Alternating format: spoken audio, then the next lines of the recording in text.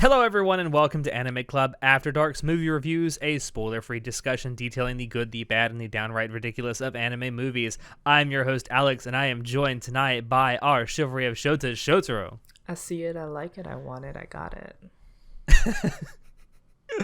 Oh my goodness. And tonight, you and I are going to be doing a review of one of my favorite anime movies ever, that being Satoshi Kon's Paprika. It's a phenomenal movie. As I said, directed by Satoshi Kon. It was his final film that was released before his death. Not the last one he worked on, but it was the final one that was released. At the time of his death, he was actually working on a fifth theatrical movie called Dreaming Machine, but it has never been released, and it probably never will. Produced by Studio Madhouse, it was released in Japan on November 25th, 2006. It is based on a 2-volume manga of the same name that was done back in 1994-95. They made this on a budget of 300 million yen, which is around 2.8 million US dollars. And the sad part is that its total box office gross is 944,915 US dollars. Made less than half of what it cost. Now, this is according to Box Office Mojo, which is usually pretty right about these things. It's the best number I could find for a total worldwide gross. If it's wrong, blame them. I looked at that and I thought this can't be right, but I guess it is. It's sad to say that this is how his last film was received, financially, but it is what it is, I guess. I deserve to make more money. But that's it for the introductory information. So let's get into the art and animation and cinematography. Show. Yeah. This movie, the plot of it, which we will get to eventually, revolves a lot around dreams. Oh, yeah. So there are a lot of dream sequences in this movie. I think it's safe to say that a lot of these dream sequences are really trippy. Oh, yeah. This is actually the first time I've seen this, and I chose to watch it because the preview showed me some of the dream sequences, and I'm like, this looks really interesting and fun. And they were really interesting and fun in the actual movie. So that's definitely, it is the literal main part of the plot, but also it is the main part of the appeal of the movie is the wild dreams, and they animated those wild dreams just as good as they deserved. They looked really good. They did. And one of the things that I think cinematographically, I think that's how you say it. No, that's not a word. Anyway, one of the things that's good about the cinematography of this film is that as an audience member, you watch it and you're never really sure whether you're watching something that's taking place in reality or in a dream sequence, and how they almost start to blend together as the movie goes on. And I think that was really well done, because as an audience member, it constantly keeps you guessing. Yeah, it's there's definitely surprises and twists that were weaved in really well in a directorial standpoint. And like we said, these dream sequences, they're very colorful, they're eccentric, and there's a specific dream sequence that kind of plays throughout the movie. It's kind of referred to simply as the parade sequence. I don't do drugs, but if I did, and I was watching this movie, I'd be having a very good time. I like how in the movie, one of the characters verbally described the parade sequence, and I'm like, what the fuck is going on? And then we see it, and I'm like, I understand fully, and I would describe it in the exact same way. That's like your first...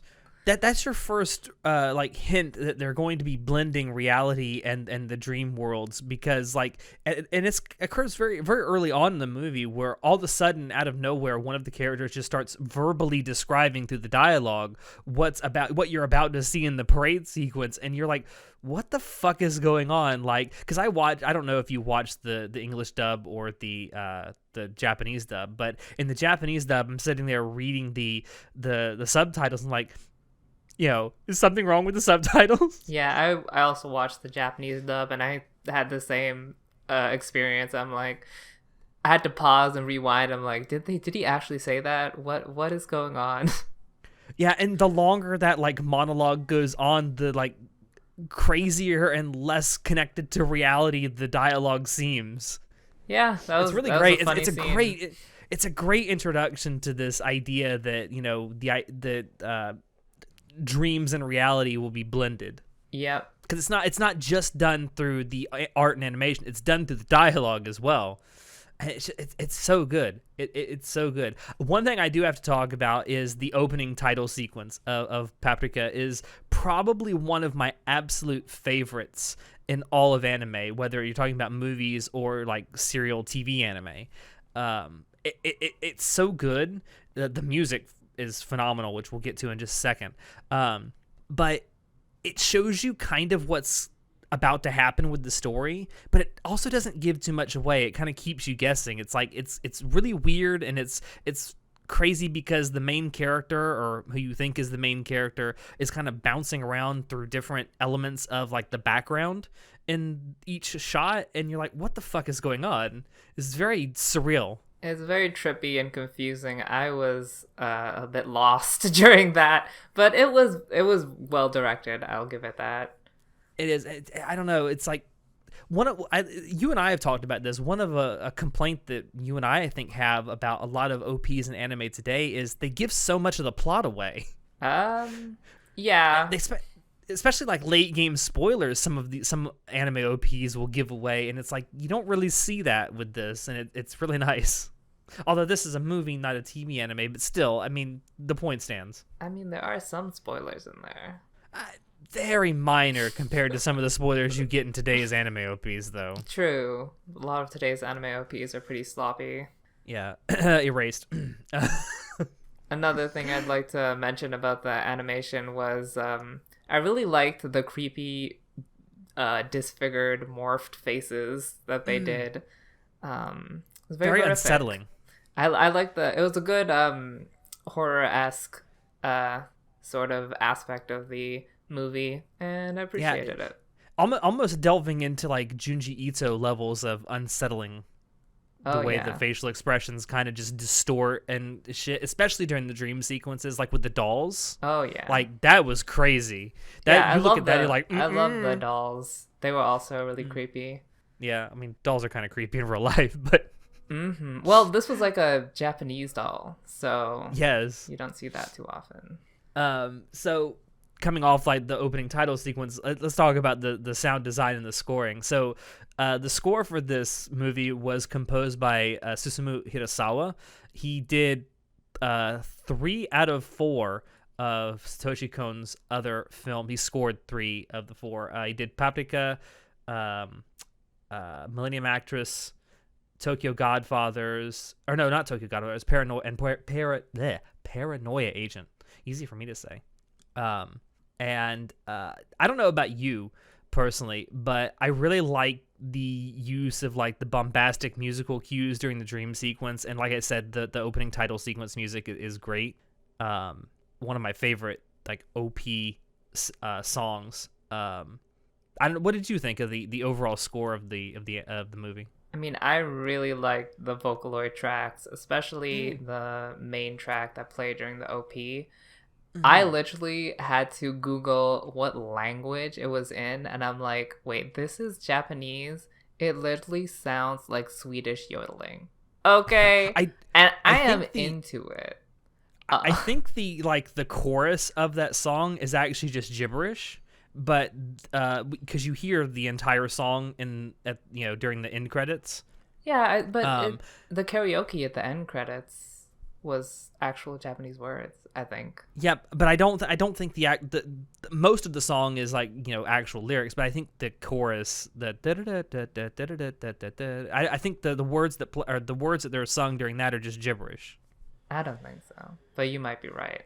But anyway, you mentioned Vocaloid. This was the very first film or television appearance of the Vocaloid program ever. And I've listened to a bit of Vocaloid stuff, and these songs that were in this movie were really good by Vocaloid standards as well. So, and this was back in 2006, so this must have been the original Vocaloid program, not Vocaloid 2, which introduced Miku.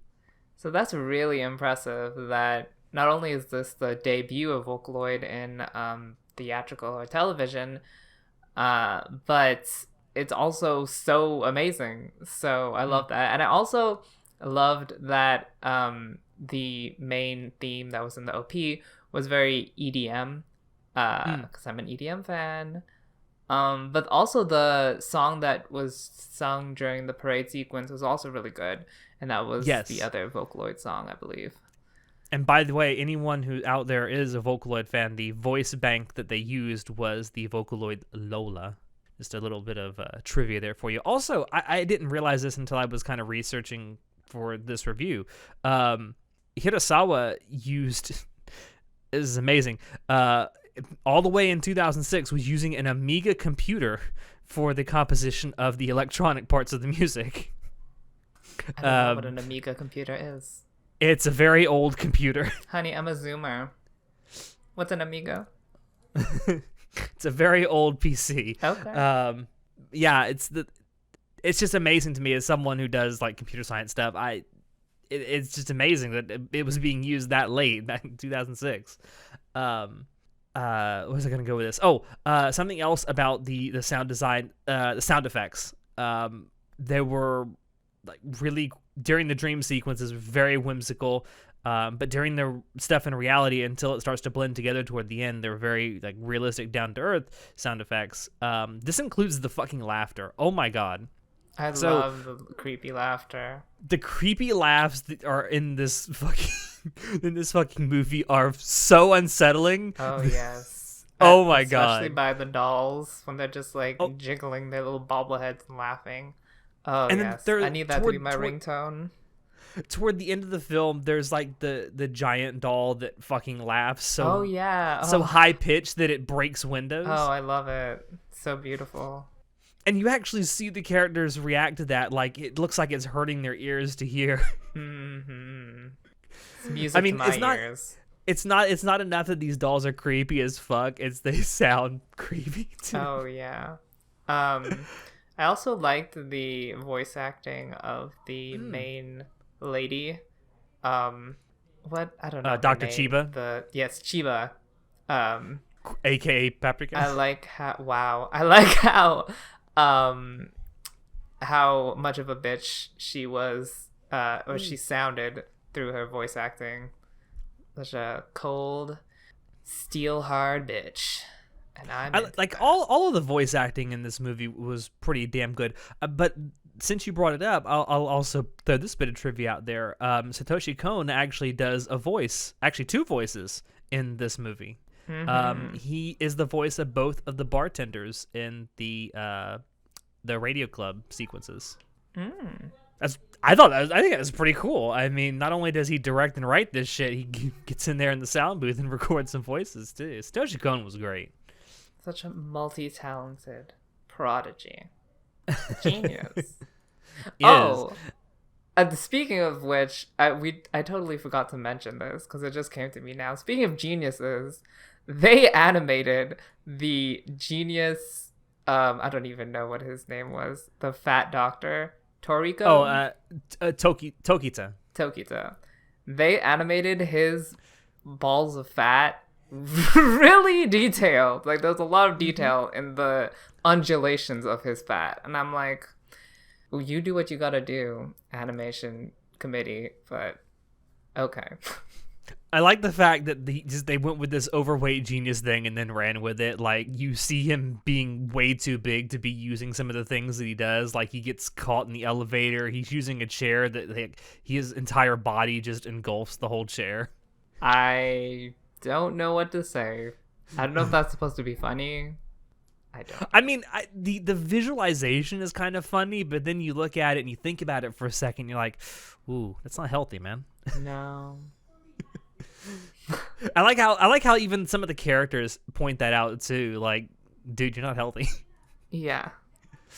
But it kind of goes along with his personality of being like this child genius. Like he's really smart, but his personality is like he can't get out of that like early teenage phase, like 12, 13-year-old phase. Mm-hmm. So I guess let's move on to the story. So the story, without giving too much away, because I honestly feel if you've never watched Paprika before, going in with as little knowledge as possible is actually really good. You'll enjoy it a lot more. It revolves around this idea of dream diving, which, if you live in the West and you've ever seen the movie Inception, Christopher Nolan said that he got a lot of inspiration for doing Inception by watching Paprika. So, oh, really? That's interesting. yes. Inception's also a great movie, which I recommend. But it kind of deals on that same premise of going into, people's dreams to get information and help them psychologically. Now, in this movie, it's kind of viewed as a sort of medical device to assist psychologists in, treating mental illness, whereas in Inception, it's used as a weapon. Yeah. It's kind of weaponized in this too, because the overall driving point of the plot is, these, I guess you could call them MacGuffins. They're called DC minis, which allow this whole thing to happen. Get stolen, and the driving force of the plot is trying to figure out who it was that stole these prototypes for this device. Mm-hmm. And it kind of, so I know you think it's like a technophobic thing, and I kind of see that. I really do. But I also see it as it's just this MacGuffin that people gotta find. I guess. What is a MacGuffin again? Something that you're trying to find just to drive the plot along. Okay. And they're trying to find the villain. Yeah. Okay. Well, I say it's a technophobic plot because it's the very general idea of the movie is that, there's this cutting edge technology that is dangerous and is going to kill us, so we have to deal with it, which is what happens. And we see that kind of stuff in a lot of different, mostly Western shows. And it's like this technology that's designed clearly to help people could very easily be turned into a weapon against people. Yeah, and I mean, that's always an interesting sort of idea. So I did like that general idea. And the specific way they did it with, entering dreams, I thought that was sort of unique. Maybe not the most original thing in the world, but I thought it was new and refreshing and interesting to watch. Definitely when they first talked about the DC Mini, I'm like, oh, this is interesting. Tell me more. You have my attention. But the problem I have, my biggest problem with this movie is that, the DC Mini is going into dreams. They're doing all these dream related things. And most or a lot of the runtime is them spending time in dreams, which it looks great. It looked great, but I personally have a hard time paying attention to because I know it's not real and it's not actually happening. So I'm like, why am I watching this if it's not actually happening? Why? Yeah. It's not actually progressing any plot or anything. So I'm like, what is going on? I can definitely see that. Like I say, it's very pretty to look at, but it doesn't necessarily always drive the plot along. Sometimes you have these dream sequences, which are nice, but they don't seem to have a whole lot of point to them. No, they don't. And like we said, it's very surreal. In comparison to something like Inception that you were mentioning, Inception's plot is very similar to Paprika, but they make it when they're in the dream, it's very linear goals, and they're doing very specific things, and they're progressing a very real plot. Whereas in Paprika, there's just random stuff happening, and it doesn't always relate to the plot. So, and it's also worth mentioning that throughout the runtime of the movie, there are also some small subplots that are playing out as well. Like the police inspector has this mini subplot of trying to figure out why he's having this recurring dream where he seems to be shooting himself. That was interesting to see unravel. Although it had nothing to do with the main plot. No, it was interesting though. I mean, it's an interesting delve into the psyche, and that's a lot of what this movie is. It's Satoshi Kon trying to delve deep into like the dark side of human nature, which tends to come out in dreams. Like, I don't know about you, because I don't typically remember a lot of my own dreams, but the ones I remember the most are the ones that are very dark and disturbing. I remember happy dreams too, but yeah, I have bad dreams as well. It's the ones that stick with me. Like, I can remember dreams from many, many years ago that are very dark and depressing. Honey, the ones that stick with me are the wet dreams, honey. Those are the best kind of dreams. Those are the best kind of dreams. But I mean, that is one thing I actually really liked about the dream sequences and how they were used in this, because you see a lot of dream sequences in other media. They're either used to, like, they give the main character a specific piece of plot point information that they then go do, and like the dream sequence plays out very linearly, whereas the dream sequences in this are just crazy and surreal, and like they feel like dreams people could actually have. Yeah, but like in real life, where I don't like hearing about other people's dreams, I don't particularly like watching other people's dreams either. Yeah, I definitely can see that criticism. Yeah, it's just nice that it's nice that it's a very realistic depiction of dreams. That sometimes dreams just don't make fucking sense.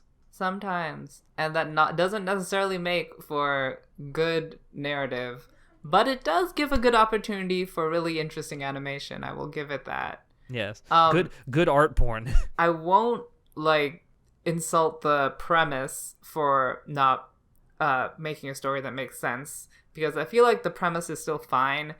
I feel like they just needed to make the dreams a bit more relevant to the plot. So yeah, I feel they failed a little in that aspect. And another criticism I think you have of this movie, that I kind of see as well, is like, so a lot of the plot of the movie revolves around this like whodunit mystery, right? Trying to figure out who stole the DC minis and why. And the setup is interesting, but the payoff maybe not so much. Yeah, I didn't really care at the end when they told me who did it. And I think that's because the villain is kind of a mustache twirling villain. Yeah, I mean, I don't know. I feel like they could have made the person interesting if I don't know, if they spent more time developing that person, but they didn't really give much, and it just came off as cliche and mustache twirling. It wasn't that great of a payoff. Yeah, it's like the villain doesn't have incredibly deep or, profound motivations, really. And just, like I say, mustache twirling villain just goes out there and states quite clearly what his goals are. And it's like, a little more nuance would be pretty nice. Yeah, I mean, I guess they like only half-heartedly went into the mystery genre. They were just like, we want to stick. I mean, the main thing is the surreal part of this show. We're going to have a little bit of mystery, but not too much, which didn't really work out, in my opinion. There's a, I guess you could say it's a theory that the main villain actually has dementia, which is why he's like the way he is, but... Oh. Which kind of makes sense in a way. I also think it's funny that the genre... And on Mal for Paprika, the first one that's listed is dementia. I didn't know that was a genre of fiction. I didn't know that was a genre either. But apparently it's one of the genres that Evangelion is in, according to Mal. Okay. Very interesting. Oh, man. I will say, I did actually really like the main character, though. Me too. Of Chiba. Oh, yes. Definitely. Just because I am Chiba, Well, and you're very much like her in real life. I have a really bad RBF, and we both have to struggle with that. So I understand her pain. Yeah.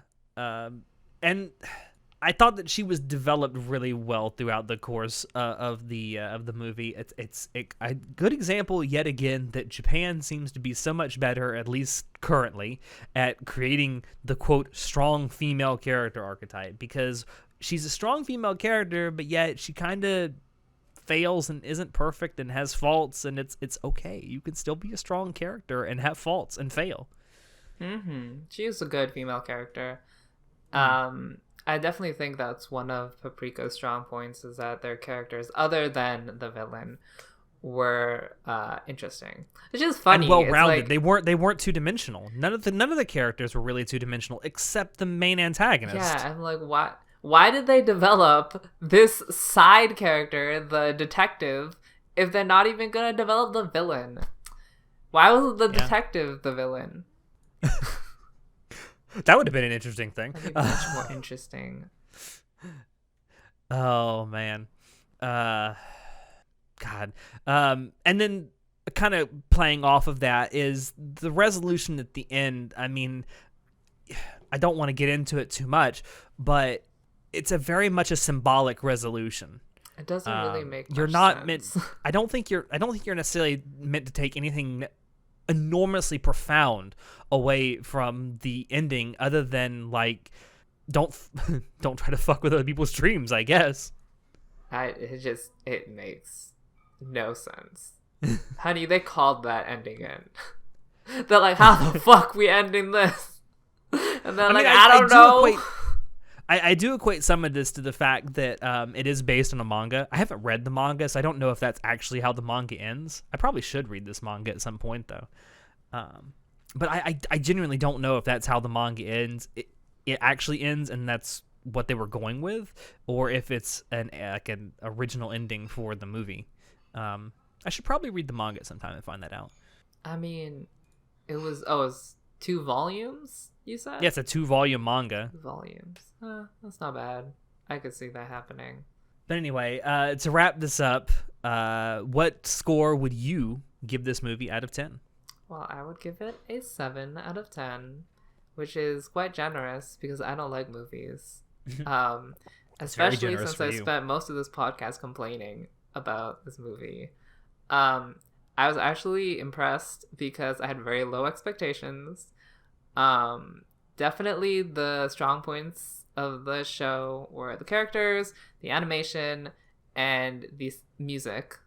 And especially the main character, which was very nice to see. There were a lot of plot holes, so 7 is generous. There was a literal hole at one point. Oh god. Don't get me started. But I think it's a very, theatrical experience. There's lots of lights and, and smoke and mirrors and, confetti everywhere. And it's a fun watch. You don't necessarily have to think about it too much. And it has its creepy moments, which I do appreciate. So, 7 out of 10. I give it a 9 out of 10, mostly because I just really like Satoshi Kon's directing style. There's not a single one of his movies that I dislike at all. And a lot like you said, the animation, the art, the sound is all really great. The narrative premise is really good. It may not pay off that great at the end, but watching it all play out is a really fun experience. I like a lot of the symbolism that's in the dream sequences, and it feels, it's a fun ride, and you feel like you've watched something that's longer than 90 minutes, because that's exactly how long this movie is. It's 90 minutes long, and at the end of it, you feel like you've watched something that's way longer. Or at least I did. Maybe. I felt like it was 90 minutes. Well, the last couple of movie reviews we've done have been like 2-hour-plus movies, so I know you were looking forward to less than a 2-hour movie. Please shorten it down. And with that, I think I'll end this movie review there. Thank you all out there for dropping in to listen to us. We hope you enjoyed it, because we sure enjoyed bringing it to you. If you want to check out other episodes of the podcast, you can find us on Apple Podcasts, YouTube, BitChute, SoundCloud, and Spotify. If you want to keep up with what we're doing, you can join us on Discord, Facebook, Twitter, and our website. Shoot us an email if you have any questions, or if you have ideas for topics you'd like for us to talk about in the future. Links to all these things will be down below in the description. As always, I have been your host, Alex, and I will see you next time. Say goodnight, show. Everybody needs a little spice in their life, so have some paprika. It'll do you good. Hey, show. Mm-hmm. Oyasumi nasai. Huh?